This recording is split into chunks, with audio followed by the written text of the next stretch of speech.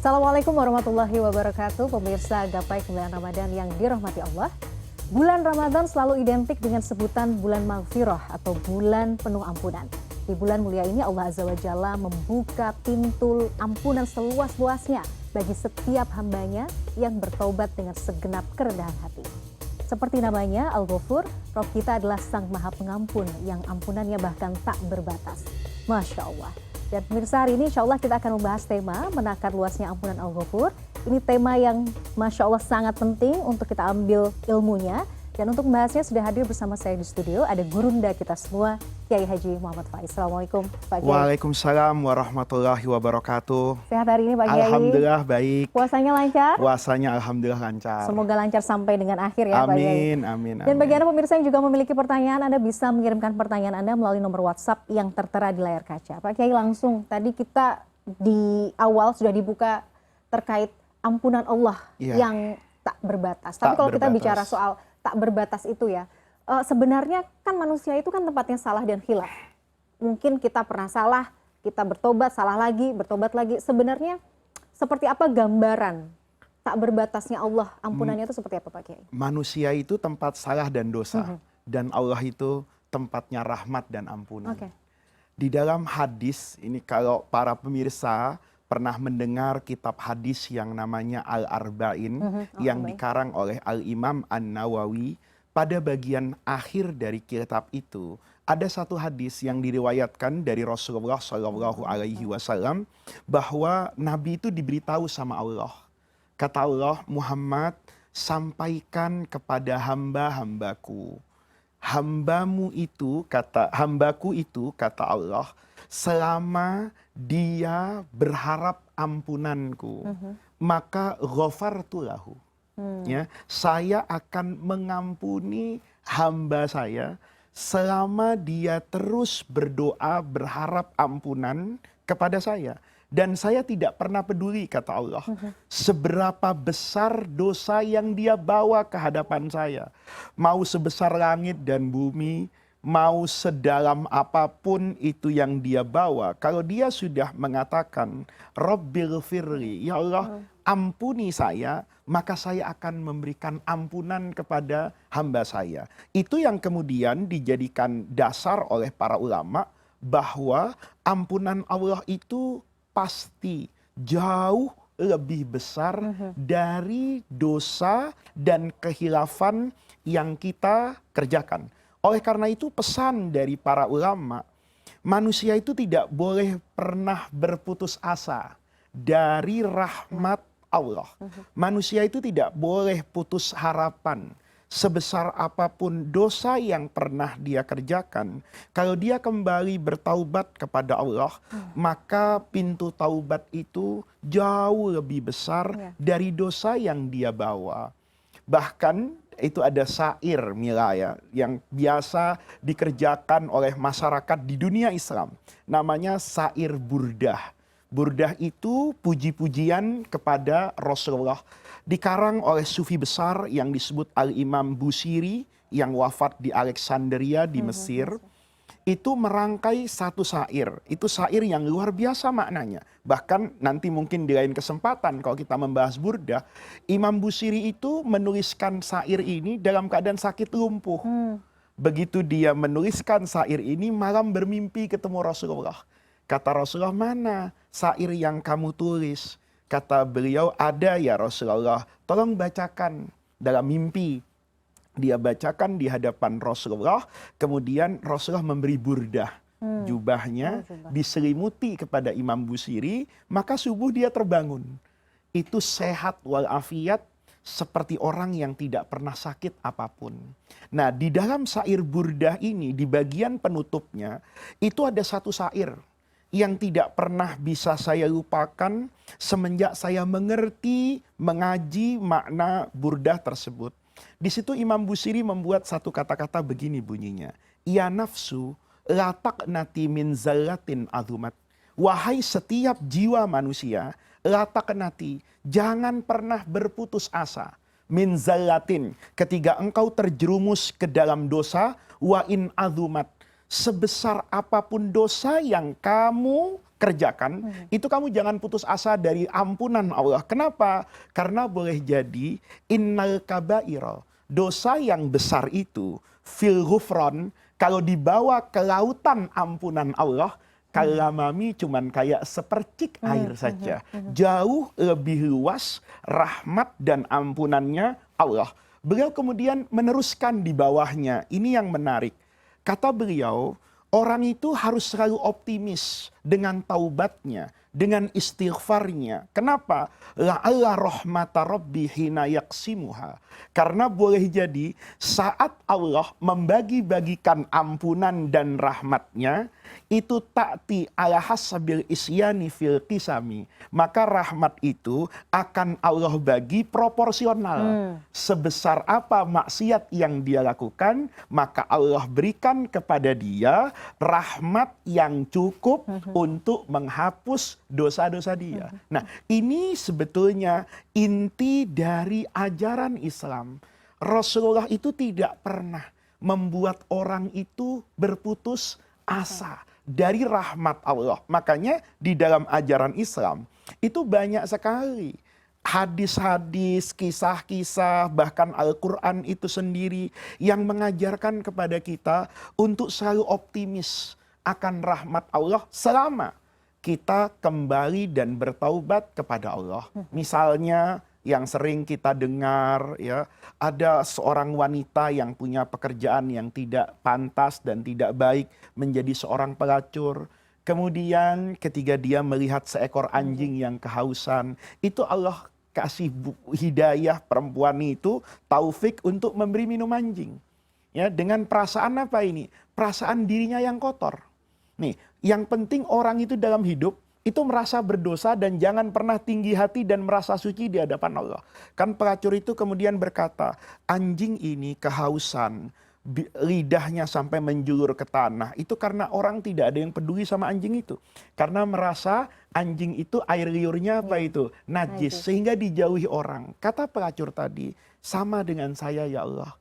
Karena pekerjaan saya menjadi seorang pelacur, maka orang lain itu merasa melihat saya itu seperti barang najis. Saya dihindari, sehingga di rumah saya, di kampung saya itu diasingkan. Dan saya tahu ya Allah, tidak nyamannya diasingkan oleh lingkungan. Saya tidak ingin apa yang saya rasakan, itu dirasakan oleh siapa itu? Ya. Anjing. Nah, ini saja itu mendatangkan rahmat Allah. Bayangin tuh, ada pelacur kasih minum anjing, itu bisa masuk surga. Bayangkan seorang santri kasih minum kiai, itu kayak apa harusnya gitu. Tapi itu menunjukkan rahmat Allah, bahwa rahmat Allah dalam bentuk ampunan itu jauh lebih besar dan lebih dahsyat, lebih agung dari dosa apapun yang pernah dikerjakan oleh manusia.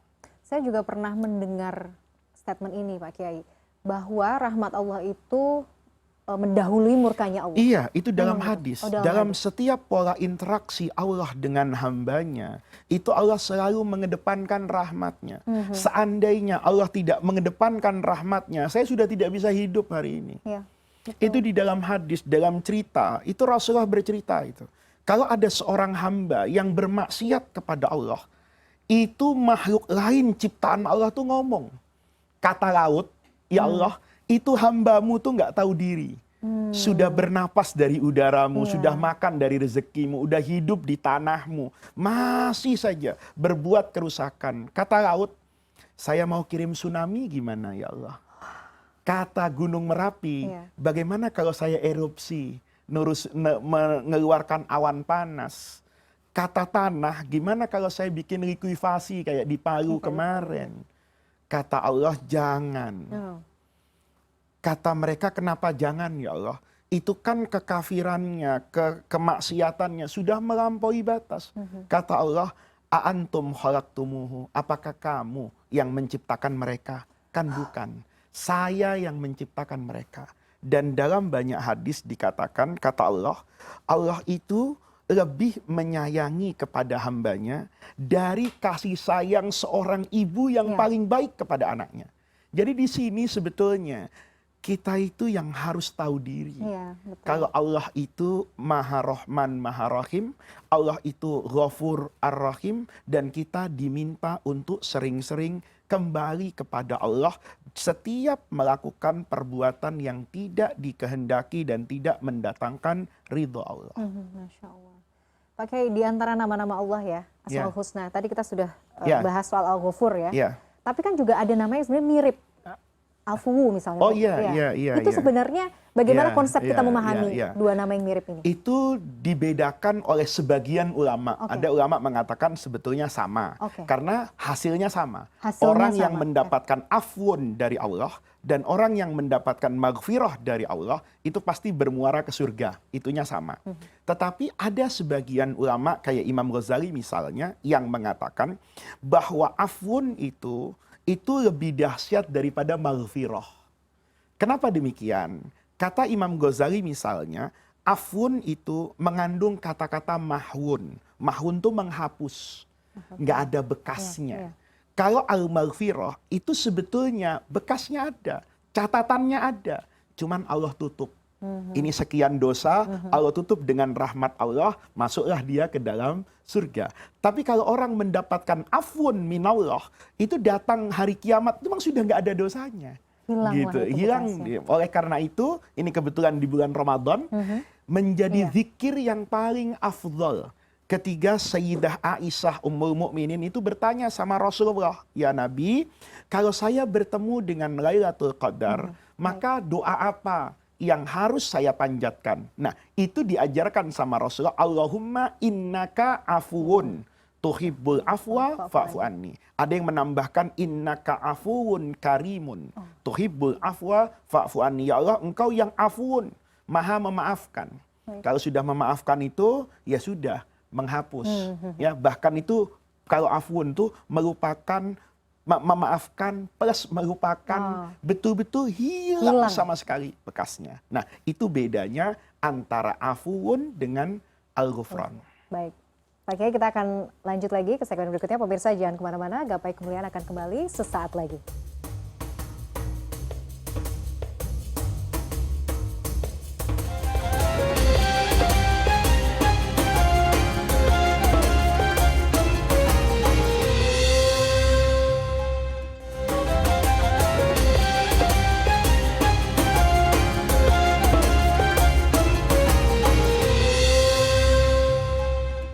Assalamualaikum warahmatullahi wabarakatuh. Ustadz, izin bertanya. Berbicara terkait menakar luasnya ampunan Allah, bagaimana jika seseorang berbuat buruk, lalu mohon ampun dan diampuni Allah? Jika dia berbuat kesalahan itu lagi, apakah tetap diampuni? Kemudian, sampai berapa kali Allah menoleransi orang yang kembali bermaksiat? Terima kasih. Wassalamualaikum warahmatullahi wabarakatuh. Waalaikumsalam warahmatullahi wabarakatuh. Ini segmen 2 langsung dibuka dari pertanyaan pemirsa Gapai Kemuliaan. Pak Kiai, jadi jawabannya dari aspek agama itu bukan berapa kali dia berdosa dan berapa kali dia bertaubat, tetapi perasaan apa yang dia alami ketika dia bertaubat kepada Allah. Jadi kalau ada orang misalnya berbuat dosa nih, saat dia berbuat dosa tahu kalau itu dosa, maka ketika dia tahu kalau itu dosa, dia kembali kepada Allah kan, bertaubat nih. Astaghfirullah, ya Allah ini dosa. Dia menyesali, berjanji tidak ingin kembali lagi. Tetapi seiring dengan perjalanan waktu, imannya turun lagi nih. Maka dia terjerumus ke dosa yang sama. Ketika dia terjerumus kepada dosa yang sama, yang dihitung oleh Allah itu bukan berapa kali dia berdosa, tapi cara dia bertaubat kepada Allah. Ketika dia bertaubat, memenuhi semua yang diminta sebagai syarat dan prasyarat orang bertaubat. Ada air mata penyesalan, ada perasaan yang bergemuruh di dalam hati ketika dia melakukan dosa. Kan banyak orang yang kadang-kadang melakukan dosa itu udah biasa saja. Tapi ada orang tahu kalau itu dosa dan hatinya itu hancur di hadapan Allah, tetapi dia kalah oleh dorongan hawa nafsunya. Kemudian ini dia pakai ini sebagai sarana untuk menangisi kelemahannya di hadapan Allah. Itu nggak ada berapa kalinya, mau berkali-kali selama pola hidup dia seperti itu, maka Allah akan memberikan pintu ampunan. Mungkin ada pertanyaan, masa iya sih kayak tobat sambal 5, 6, 7 sampai 10? Lah, siapa yang tahu kalau misalnya pada pertaubatan yang kelima, karena ini akumulasi kebaikan yang kelima, bisa jadi kan hari itu kemudian menjadi dosa yang terakhir yang dia lakukan. Kenapa? Ibarat orang dia selalu mengasah. Diasah 1 masih kalah, 2 masih kalah, mungkin butuh sampai 5. Oleh karena itu kata Imam Ibnu Athaillah misalnya dalam hikam yang masyhur itu, maksiatun, satu kemaksiatan, aurathat yang mewariskan, meninggalkan jejak di dalam hati manusia berupa rasa zillah, kehinaan, uang kisaron dan hancur hati dia, itu lebih bagus daripada ketaatan yang mendatangkan kesombongan. Nah, ini yang namanya perasaan kepada Allah. Dulu di Syria, itu guru saya cerita, ada orang ahli hadis yang luar biasa, hidup di penghujung abad ke-19. Guru saya cerita, satu hari di bulan Ramadan, di hari raya Idul Fitri, selesai bersalam-salaman, ritual Idul Fitri selesai, dia panggil santrinya, ini ada uangnya, tolong kamu pergi ke satu daerah, yang daerah itu terkenal dulu di Damaskus, Syria, itu lokalisasi pelacur. Sampaikan uang ini, bilang dari Syekh Badruddin, itu yang paling terkenal dulu di Syria, dan sampaikan kepada mereka, Syekh Badruddin minta didoakan oleh seorang pelacur. Santrinya percaya nggak percaya, tapi dia terpaksa berangkat, perintah guru. Ya masuk ke lokalisasi itu ya dengan pakaian santrinya ya digodain lah. Kata dia, saya ini bukan mau bermaksiat, saya mau menyampaikan amanah dari guru saya. Siapa? Kata dia, Syekh Badruddin Al-Hasani, nama besar yang terkenal dengan keulamaannya, warok, zuhud. Pelacur itu semua terdiam. Syekh Badruddin ingat kepada kami, iya. Bahkan ada titipan uang supaya kalian kelak bisa memulai hidup yang lebih baik. Dan jangan lupa, guru saya minta doa dari kalian. Wow, Masya Allah. Kita selalu minta doa sama orang soleh kan? Iya. Ini orang soleh minta doa sama orang yang banyak melakukan maksiat. Begitu dia kembali, amanahnya diselesaikan, dia kejar gurunya. Penasaran, guru, kenapa kok harus minta doa kepada pelacur? Apa kata Syekh Badruddin? Mereka-mereka itu boleh jadi di antara mereka itu ada orang yang nanti hanyut dalam tangisan penyesalan kepada Allah. Merasa kotor, merasa hina, merasa hancur. Saat itulah doanya diterima oleh Allah. Sebaliknya, kita ini sering bawa bon tagihan kepada Allah. Ya Allah, saya kan sudah puasa. Saya kan sudah zakat. Saya kan sudah sholat. Saya kan sudah bela agamamu. Kok begini-begini aja nasib saya? Seakan-akan Allah itu berhutang kepada saya atas kebaikan yang saya kerjakan. Padahal transaksi kita dengan Allah itu kan sepihak. Bukan dua pihak. Ketika Allah mengatakan, udkhulul jannata bima kuntum ta'malun. Masuklah kalian ke dalam surga dengan apa yang kalian kerjakan. Itu dari Allah loh. Bukan saya bertransaksi dengan Allah. Allah benar ya, kalau saya sholat masuk surga. Enggak. Karena sholat kita tidak cukup kan untuk membeli surga. Karena apa yang datang dari manusia itu pasti lebih rendah dari apa yang datang dari Allah. Kalau sholat saya bisa membayar surganya Allah, berarti saya sudah sama dengan Allah. Nah, ini sebetulnya yang diminta ketika kita bertaubat kepada Allah. Jadi jangan orang itu tinggi hati, sombong, merasa baik, merasa soleh di hadapan Allah. Kalau saya merasa lebih baik dari orang lain, kemudian itu ada dalam hati saya gunakan bersyukur. Alhamdulillah, zuhur tadi saya sholat.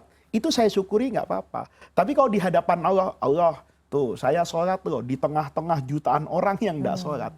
Itu rusak keimanannya kepada Allah. Maka taubat itu bukan berapa dosa yang kita kerjakan, Mila.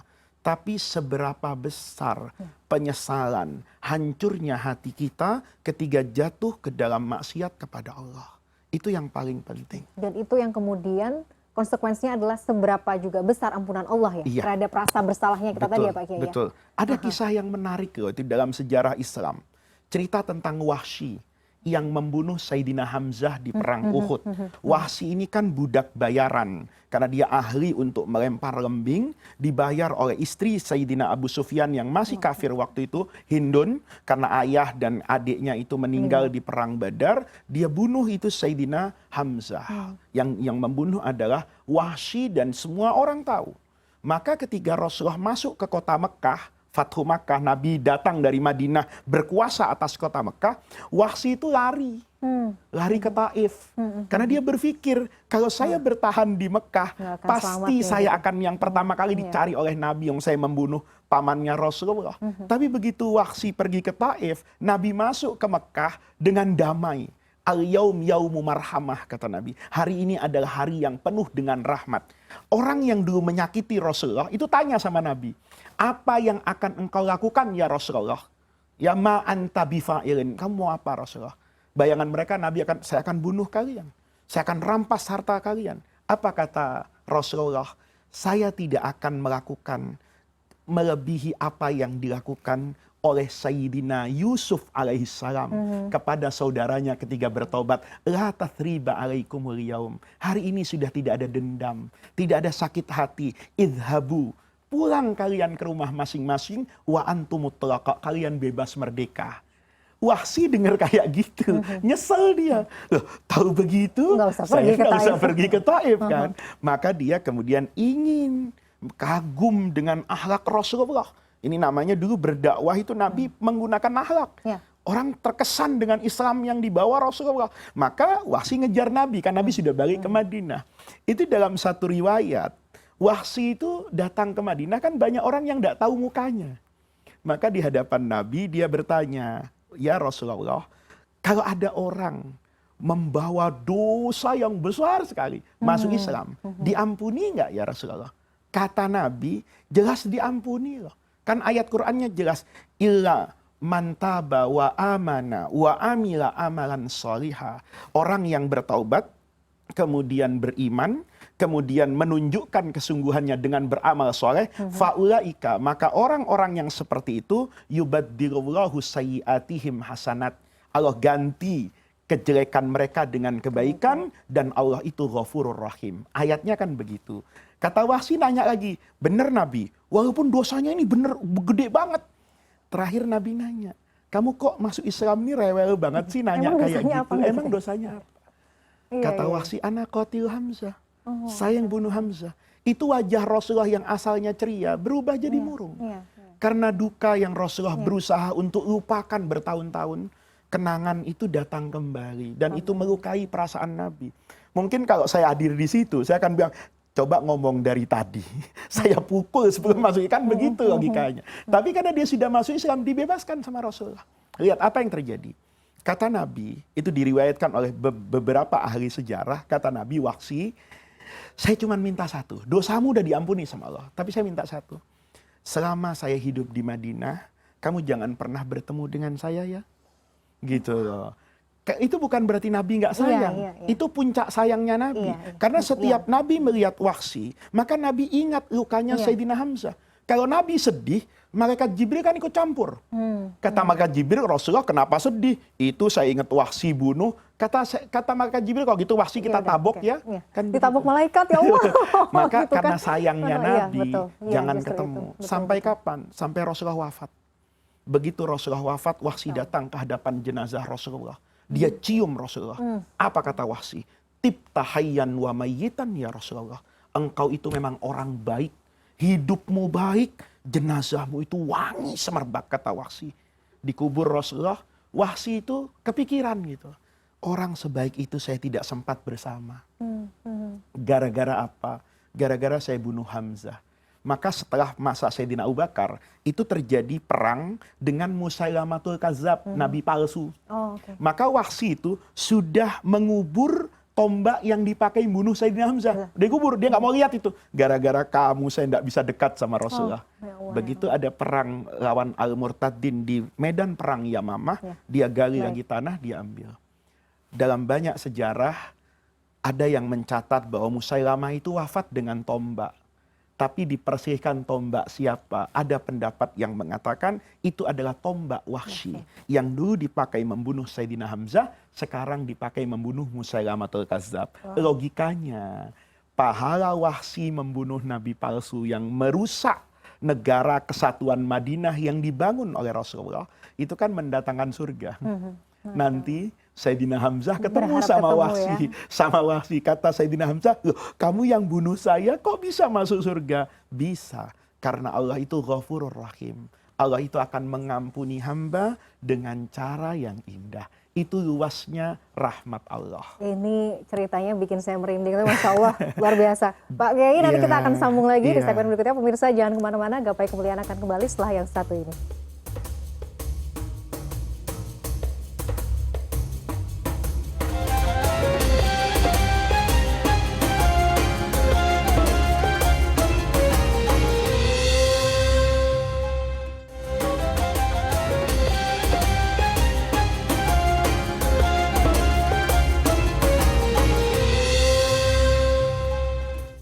Pemirsa, terima kasih Anda masih menyaksikan Gapai Kemuliaan Ramadan dalam episode Menakar Luasnya Ampunan Al-Ghafur. Pak Kiai, kita lanjutkan.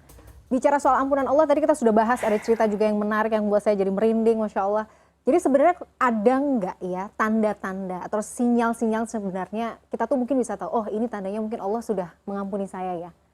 Karena mungkin begitu banyak dosa yang dilakukan. Ada nggak tanda-tanda yang mungkin kita bisa rasakan? Kata guru saya, nggak ada tanda-tandanya. Nggak ada tanda-tandanya. Kecuali gerakan hati yang selalu mendorong untuk takarrub kepada Allah setiap kita selesai mengerjakan dosa. Jadi kalau kita, ya jangan sampai, tapi kalau kita terjerumus ke dalam jurang maksiat dan dosa, tetapi langsung seketika ada dorongan, cepat kau sucikan dosamu. Mandi misalnya, berwudu misalnya, beristighfar misalnya, memberikan sedekah kepada orang lain. Itu tandanya bahwa Allah itu hidup rahmatnya di dalam hati kita. Kalaupun besok terjerumus, tetapi itu tetap hidup, itu yang harus kita pertahankan. Mila enggak boleh tanya, kalau gitu kan orang kebangetan Pak, kayak tobat sambal. Oh, kalau hatinya benar, mungkin terjerumus sekali, 2 kali, 3 kali, nanti setelah ketiga boleh jadi Allah angkat dan Allah bersihkan itu semua. Itu yang penting, kita nggak boleh putus asa dengan rahmat Allah, karena Allah itu cara mengampuninya itu indah. Ini ada satu kisah lagi. Dulu guru saya di Mesir, Syekh Mutawalli Asy-Sya'rawi, itu dalam satu pengajian itu pernah bercerita satu riwayat yang itu membekas betul di hati saya. Rasulullah itu dalam satu majelis itu pernah tertawa. Maka sahabat nanya, "Maladzi adhakaka ya Rasulullah?" Nabi, engkau ketawa itu kenapa? Kata Rasulullah, saya itu tertawa dengan cara Allah memberikan ampunan kepada hambanya. Kata orang tadi, bagaimana Rasulullah? Ada 2 orang nih, A dengan B. Yang B ini pernah menyakiti yang A. Maka kata yang A, ya Rasulullah, ya Allah, tolong saya minta pahalanya si B itu saya ambil aja. Kan begitu kan? Kata si B, saya sudah nggak punya pahala ya Allah. Kata si A ngomong ke Allah, ya Allah, kalau pahala dia tidak bisa saya ambil, maka dosa saya saja bebankan kepada dia. Allah ngomong lagi, loh memangnya kamu ngaku kalau kamu punya dosa sekarang? Kata Allah gitu. Kata Allah, apa nggak mau yang lebih indah dari itu hidup? Nggak sekedar tuntut menuntut. Iya, menuntut, ya. Kata Allah, coba kamu lihat di sebelah kanan. Maka orang yang A tadi itu melihat istana yang megah. Kata orang tadi, ya Allah, istana itu buat Nabi siapa ya? Kok bagus banget? Kata Allah, bukan untuk Nabi. Kata orang tadi, untuk siapa? Kata Allah, untuk orang yang mampu membayar harganya. Kata orang tadi, wa ma thamanuha ya Rabb. Berapa harga istana itu yang harus saya bayarkan? Apa kata Allah? Harganya, kamu maafkan saudaramu yang di sebelah kanan itu. Kamu ambil tangannya, rengkuh, masuk ke istana itu berdua. Itu cara Allah mengampuni dosa hambanya. Orang ini tidak sempat bertaubat loh. Tidak sempat meminta maaf kepada saudaranya yang dia zalimi. Tapi Allah indah betul. Kalau kamu tidak menuntut kezaliman yang dilakukan oleh saudaramu, tapi kamu ampuni, sehingga saudaramu ini juga mendapat ampunan dari Allah, maka kalian berdua akan masuk ke dalam surga. Iya. Apa kata orang tadi? Raditu ya Rob, saya rela. Daripada masih menghitung-hitung saya belum tentu masuk surga, ayo saya gandeng saudara saya yang pernah menyakiti saya maafkan dosanya untuk bersama masuk ke dalam surga. Ya, siapa yang nggak pengen masuk surga dalam kondisi ada istana yang megah ya Pak Ada Kiai? istana Amin, yang Masya Allah. megah. Itu adalah cara Allah untuk Baik. memberikan ghafur. Jadi kalau kita itu nggak diampuni sama Allah, itu logika manusianya kebangetan. Iya. Karena begitu mudah dan begitu luas Allah itu membagi rahmatnya kepada manusia. Tugas kita adalah selalu menjaga hati. Untuk selalu menangisi dosa-dosa, menyesali, kalaupun masih melakukan dosa, tetapi hati harus selalu ingat kepada Allah bahwa itu adalah dosa dan kekalahan kita dari hawa nafsu kita untuk kemudian berangkat pelan-pelan menuju ampunan Allah. Masya Allah, ini closing statement yang luar biasa powerful. Terima kasih Pak Kiai Baik. atas ilmunya. Pemirsa, tidak terasa kita sudah sampai di penghujung program Gapai Kemuliaan Ramadan. Semoga apa yang tadi kita bahas bisa menambah keimanan kita pada Allah Azza wa Jalla. Selamat menunaikan ibadah puasa bagi Anda yang menunaikan. Saya Meladia Rahma dan juga Kiai Haji Muhammad Faiz undur diri. Insya Allah kita jumpa kembali pada Gapai Kemuliaan Ramadan berikutnya. Wabillahi taufiq wal hidayah. Wassalamualaikum warahmatullahi wabarakatuh. Waalaikumsalam warahmatullahi wabarakatuh.